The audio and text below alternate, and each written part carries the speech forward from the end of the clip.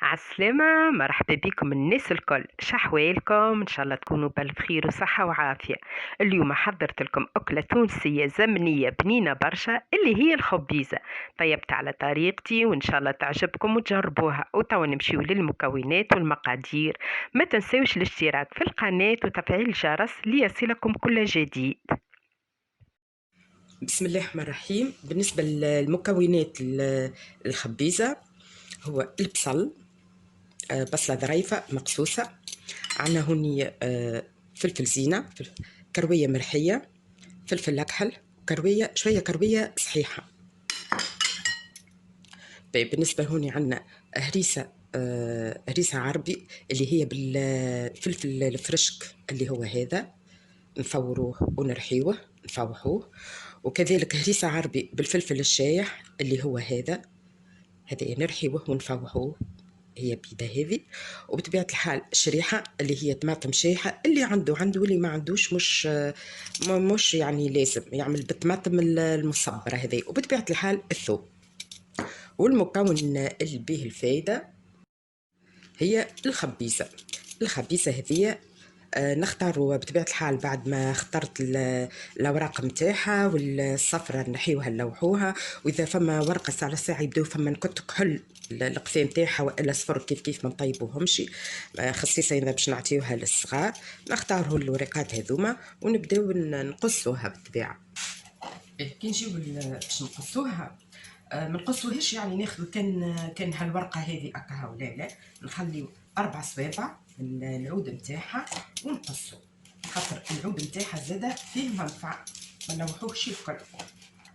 وماذا بينا نقصوها شويه جيده.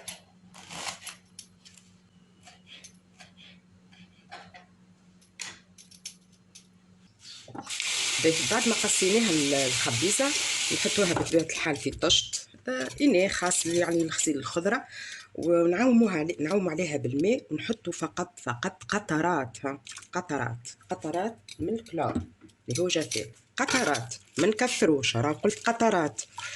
واللي انسان يحب يغسل بالخل يغسل بالخل، كل انسان وكيفاش متعود. انا نحط قطره نتاع كلور نخليها ربع ساعه، اي خضره نغسلها هكا باش كان لا قدر الله فما حشرات، فما اي ميكروبات اي حاجه تموت.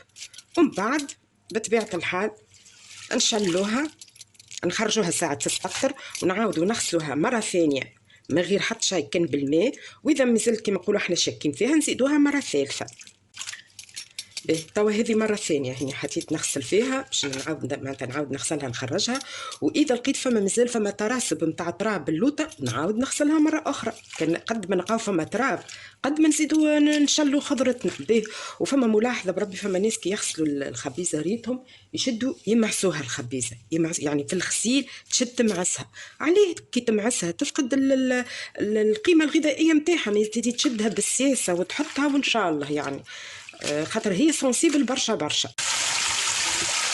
شوفوا هوني اخي نكملوا نخرجوا الخضره الكل، نشوفوا حويجه صغيره ونصفيو بها، معناتها اللي يبقى نكملوا نصفيوها فيها الكسكاس باش اللي يبقى الاناء اللي غسلنا فيه ما يتلوحش. نعاودوا نشلوا ونصبوا بطبيعة الحال ونشوفوا يا التراب مازال فما تراب ترسب مازال شوي باش نزيدها غسله ثالثه. بعد ما غسلنا الخبيزه وحطينا طنجره نحطوا فيها 2 صوابع ماء، شويه ماء مش برشا باش نصمتوها.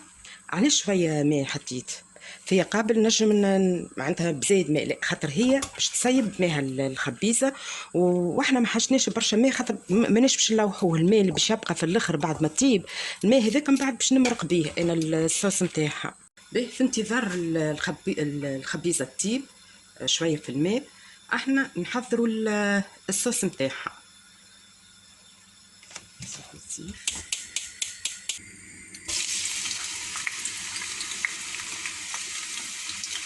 نحطوا البصل نخليوه يتقلى شويه ساعه. شوفوا هوني بعد ما تقلى شويه البصل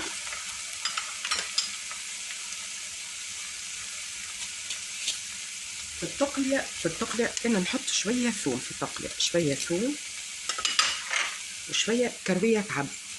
تعطي نكهه بنينه بنينه برشا. ومن بعد بطبيعه الحال عندي الكرويه المرحيه هي اللي باش نفوح فيها شويه توا. شوفوا الريحه ما شاء الله ما شاء الله في الكوجينه.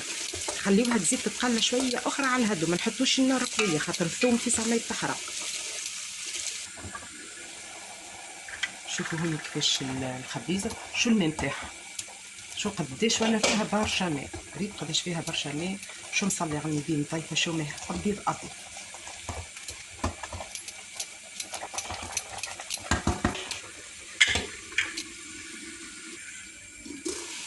توا بعد ما تقلى البصل والثوم والكرويه كعب باش نحطوا الطماطم.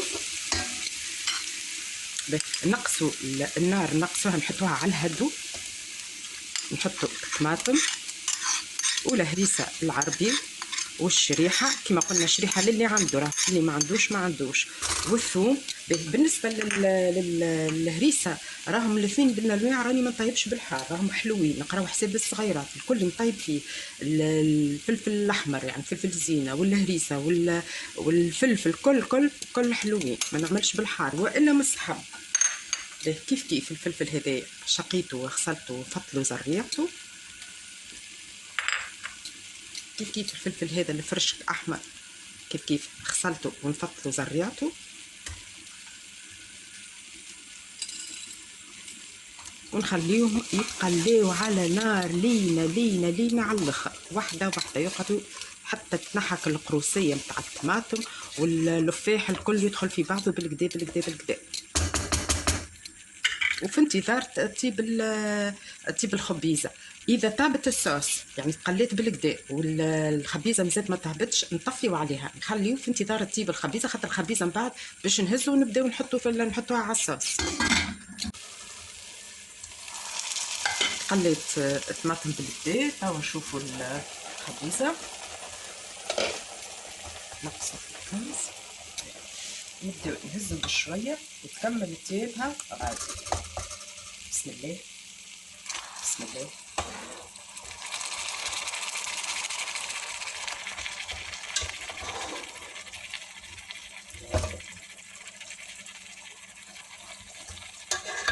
شوف الماء شوش قاعد ماء، شويه ماء مش برشا. هذاك الماء نصفيوه ونهزو الفوقاني معناتها نهزو من الفوق ونمرقو بيه. اذا نستحقوا الكل نستحقوا، كم نستحقوش الكل ما نستحقوش. ناخذوا شويه ماء منها هي باش نمرقو بيه باش تكمل تيب معناتها تكمل تيبها في الصوص. واللي قاعد في الطنجره هنايا بطبيعه الحال باش نصفيوه بصفايه ونكملوا نحطوه.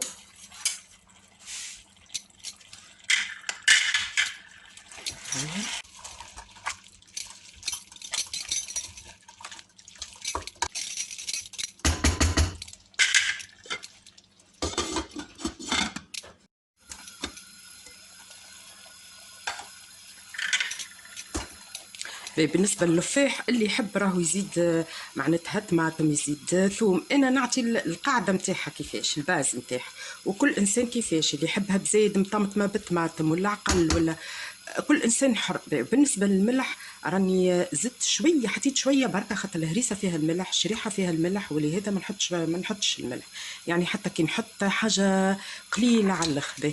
وبالنسبه اللي تناجر راهم تبدا معناتها السمك نتاعها رهيف ماهوش خشين برشا.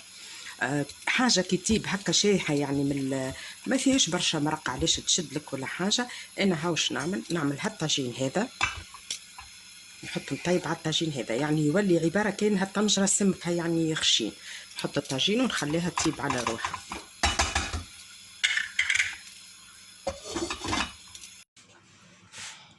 شوفوا خبيزتنا ما شاء الله طابت هايكا في حقها. ما بقالنا كان باش نحطوها في الصحن تقديم.